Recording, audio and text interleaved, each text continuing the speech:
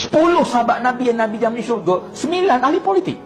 Abu Bakar, Umar, Osman, Ali, Talha, Sa'ad, Sa'id Zubir, Abu Ubaidah, Amir Al-Jarrah, Amr bin Auf. Kecuali Amr bin Auf, seorang businessman, 9 lagi ahli politik. Lah ni ada tak 9 ahli politik tu untuk okey di Malaysia serupa dengan 9 orang Abdullah Ibn Jarrah, kau pada Sayyidina Umar, Sayyidina Abu Bakar semua jadi pemerintah belaka. Ada serupa lagu tu. Jangan guna cerita orang untuk kebaikan cerita kita. Nah, duk ayat cerita Nabi, duk ayat cerita sahabat. Tujuan gapo? Nak ayat demo. Serupa ke dak? Lah ni serupa ke dak?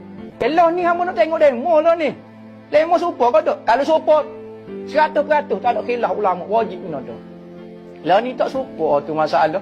Maka bila tak serupa, hukum dia jadi bertukar. Nah, jangan bukan kata orang tak main politik tu menolak politik dak. Dia menolak orang sekarang.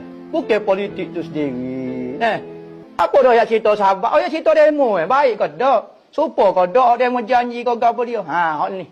Jadi mengundi tak mengundi tu terpulang pada dia lah nak mengundi tak sing mengundi. Sebab dia keliru dah tu. Sebab dulu dia janji kata buat tak si buat dah pula. Nah. Jangan duk menipu masyarakat. Oyak biar jujur kita ni. Nak royak cerita kita. Bolah lesen kau sahabat. Hak 10 dijamin syurga ni. Ai rasa pok dia tak rela kata. Ambo tak ada kaitan dengan demo apa boleh lesen cerita ambo. Nak royak demo betul sebab ayat cerita 9 sahabat. Apa dia cerita lagu ni? Hak ni menggunakan nama sahabat. Menggunakan agama. Menggunakan agama. Ambo nak sokong 10 sahabat ni. Ada ke calon dia? Ambo nak pakai selalu lah.